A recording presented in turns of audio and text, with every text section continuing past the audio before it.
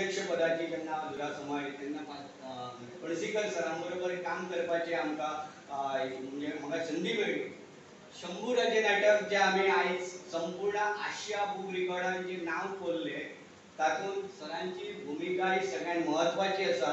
आणि दुसरे सर म्हणजे आमचे सावंत सर हांगा बसलेले आसा. ताची हांव म्हाजें व्हडलें भाग्य म्हणटा म्हाज्या हातीन सराचो आयज सत्कार जाल्लो आसा. आनी सरान तुमचे बरें बरें हे स्कुलाक बरें भुरग्यांक शिकयलें, ज्ञान दिलें. सरान अशें चिंतचें न्हू कित्याक आपूण रिटायर्ड जालो म्हणजे आपूण घरा बसान सुशेग घेतलो म्हणून.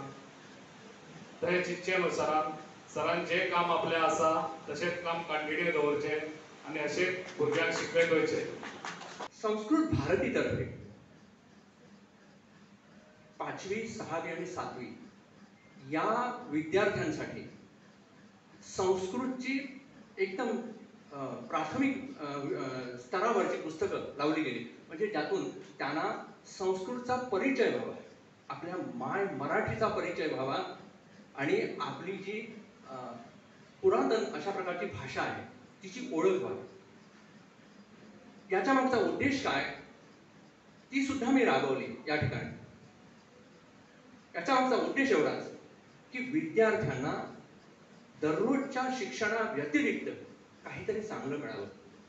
हे दोन्ही उपक्रम राबवण्यामागचा उद्देशच माझा असा होता की त्याच्या व्यतिरिक्त काहीतरी त्यांना मिळावं. माझ्याकडे संगीत हा विषय होता.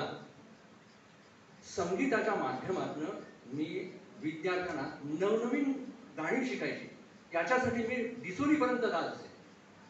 आमचे कुंडईकर सर होते त्या ठिकाणी. त्यांच्याकडनं नवीन नवीन जी काय गाणी असतील ती शिकून घ्यायची आणि आपल्या विद्यार्थ्यांना शिकवायची. मी एक गठ्ठा आणला होता पुस्तकांचा. त्या गठ्ठ्यामध्ये वर्षा तुझे 12 महिने, वर्षा तुझे 12 महिने, त्या प्रत्येक पुस्तकामध्ये प्रत्येक महिन्याबद्दल त्यांनी वैशिष्ट्य दिलेलं आहे.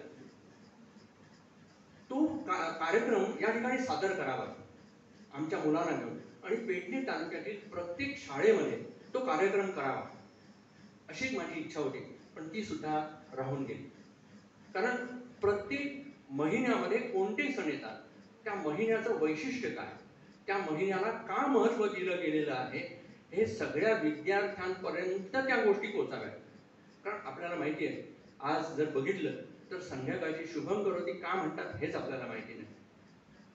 संध्याकाळी देवाकडे दिवा लावतात हे सुद्धा माहिती नाही.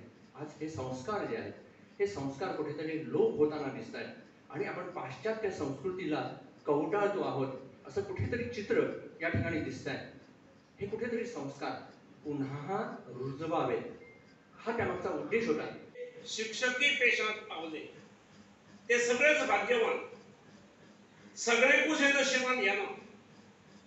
कारण शिक्षकी पेशात काम करता असताना आम्ही काम करून पगार घेतानूच आमचं चरितार्थय चलयतात. पण ते करत असताना सामाजिक दृष्टिकोन दवरून वावरपाची संधी आमकां खूप आसता. किंबहुना समाज आमच्याकडे ती अपेक्षा करता. म्हणजे एखादो पालक जर सिगरेट ओडणारो आसत जाल्यार ताका आपले भुरगे ज्या शिक्षकाकडे शिकता त्या शिक्षकान सुद्धा सिगरेट ओडलेली आवडाना, स्विकारिना. एखादो पिणारो पालक आपले भुरगे ज्या शिक्षकाकडे शिकतात त्या शिक्षकान पियल्ले आवडाना. कारण शिक्षक म्हणून जो पेशा स्वीकारला त्या शिक्षकाकडल्यान शिक्षणा पलीकडे अनेक आदर्श निर्माण करपाची अशी अपेक्षा समाजाची असता आणि समाजाच्या ह्या अपेक्षेक पूर्तता करपाची स्वाभाविक जबाबदारी आमच्या शिक्षकांचेर येता. आणि म्हणून कळत नकळत खंय एखादे पाऊल कोणाचे चुकले जाल्यार सुद्धा ते रेक्टिफाय करप ही खूप गरज असता. आणि आमचं जे शिक्षक बंधू असतात, शिक्षक भगिनी आसात ते खूप उत्कृष्ट कामगिरी करत आसात